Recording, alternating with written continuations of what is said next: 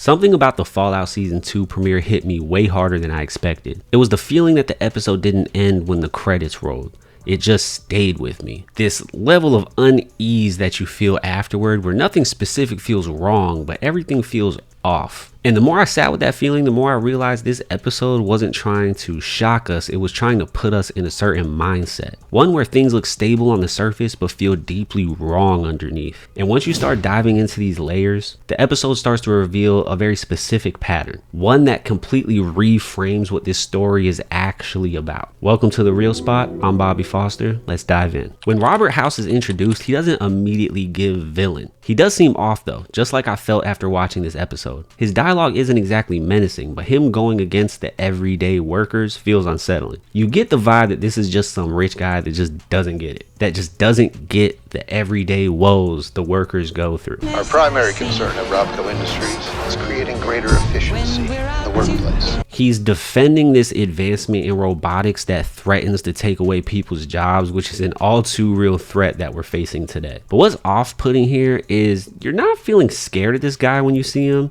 but you see this emotional absence in him, this cold-heartedness, lack of empathy. And this isn't a villain chasing power. He already has it. Robert House is a guy with power that wants even more power, which is a really timely social commentary on all these tech overlords that we currently have. And his absurd wealth makes him insulated, just completely detached from the everyday. So detached, we see how okay he is using other humans as experiments. And the alley scene isn't shocking because it's violent. It's shocking because it's casual. And this is really a nice foreshadowing to how the people who are in charge of the vaults also see the dwellers as these experiments, just like Robert sees this guy in the alley as one. A man with infinite resources just forcing this device into someone's neck, not out of hatred, but just curiosity. Test first, explain later. Once again, huge social commentary of where we're at today. And that casualness is what makes this scene hard to shake. It just mirrors how harm often happens in real life. There's just so many times in history where we see humans get hurt in the name of advancing technology. And the more I sat with that, the more uncomfortable it became, because I had the realization that this isn't some villain behaving individually. This is how systems behave. Systems where the people at the top never experience the consequences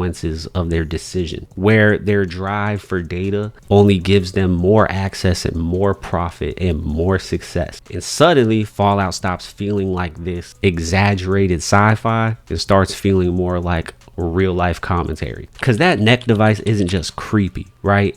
It's a promise. In storytelling, when something like that is introduced early, it's not just there. In writing, they call this a Chekhov's gun. If you show it to us at the beginning, it has to matter later. If a gun shows up in Act 1, then it has to go off by Act 3. So, what's the problem with this neck device? Why might you be feeling a way about it? Because you know that it represents a lack of agency, this abuse of a power dynamic, because Robert has all the money. House has all the money, and you know these workers need that cash, and he's toying with them. And what makes it especially disturbing is how familiar the logic behind this feels. This device that controls behavior, but it's framed as innovation, tested on people without power, and rolled out before it's complete. It's unsettling because we all know there's a similar device out there being made right now. I'm sure I don't have to spell out which one it is. And I'm sure the creators of the show know what that is too. In the games, House enforces control through robots, but the show seems to be exploring something darker, which is that he may have control of the robot still, but since the time of the game, the show takes place after that, he might be able to control humans to some extent now. Humans that most likely didn't give any consent.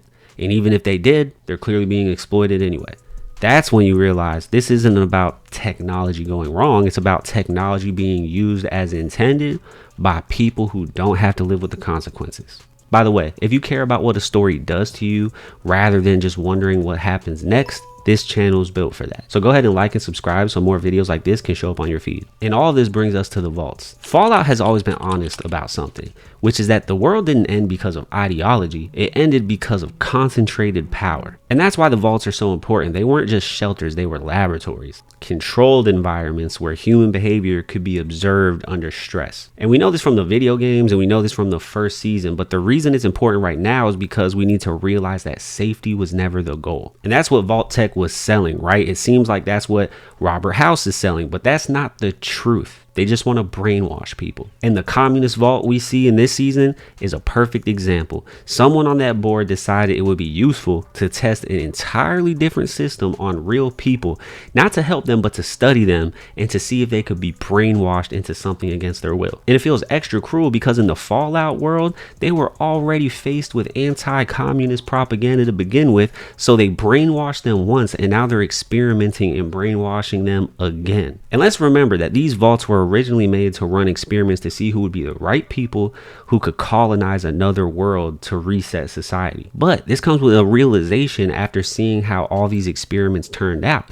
And it's that this apocalypse didn't reset society, it preserved it. We would like to believe that after a disaster that hopefully things could be built back better. That when everything collapses, everyone starts over and there's just a chance things could be good. But Fallout rejects that fantasy. The apocalypse didn't level the hierarchy, it cemented it. And that's a big reason why the world feels even worse than before the apocalypse. Instead of being reborn, nothing changed. House didn't use his resources to actually save people and build systems that could make the world better. Nah, he was just concerned about ownership. Everyone else, just data, test subjects, collateral. The horror is not the destruction of the world, it's more of the same world happening after the fact, which I think we all can relate to because there's so many things that we want to be different in this world. And a lot of the times it feels like we could get some hope that things will be different, but it just ends up being more of the same. And imagine going through an entire apocalypse and the world is still just about profit and control afterwards. And this reframes the apocalypse entirely. This isn't chaos. It was planned to be a continuity. The same people in control before the bombs are still in control after, and that makes Norm's choice even more dangerous. Norm's line might be one of the most important lines that we've heard so far. This isn't even a cogent plan, it's just chaos! Agreed. Plans are hard. Chaos though. Chaos is easy. Releasing everyone from that cryo sleep feels like this moment of freedom. It feels like rebellion because these overlords have been setting up this plan for the world for hundreds of years, and in a minute he just foiled that whole plan. But it's also a grenade. Waking up all those people in power at once with no plan, no structure, that's why the moment feels hopeful and terrifying at the same time. And this now raises the question, is chaos worse than this controlled plan? The world is like it is because of those plans, so how much worse could it get? Because throughout the show, every system claims that it's doing what's necessary. House, Vault Tech, all of them justify their decisions as logical, as efficient, as necessary. But logic without empathy is exactly what created this world. Everyone that couldn't afford it had to put all of their feelings and lives and everything on the line. And that's where Fallout stops being subtle. This show really says the quiet part out loud. And it's that the apocalypse did not happen by accident. It happened because a small group of powerful people wanted to make reasonable decisions. Robots replacing workers, humans turning into experiments, technology deployed without consent, safety reserved for the wealthy. The reason this hits so hard is because none of this feels hypothetical. Fallout isn't exaggerating our world, it's staring straight in its eyes. And it's asking what happens when power is no longer checked by accountability? What happens when innovation outruns empathy? What happens when the people making decisions never experience the fallout? That's why this episode feels so close to home, because it's not a warning about the future, it's holding up a mirror. So if this episode made you feel uncomfortable, that discomfort is the point. It means the story did its job. It touched something real. Fallout isn't asking whether the world can survive disaster. It's asking whether it can survive the people in charge of preventing it. If this breakdown made you feel something, like and subscribe so more videos like this will show up on your feed. This is The Real Spot. I'm Bobby Foster, and keep letting stories make your life feel a little lighter.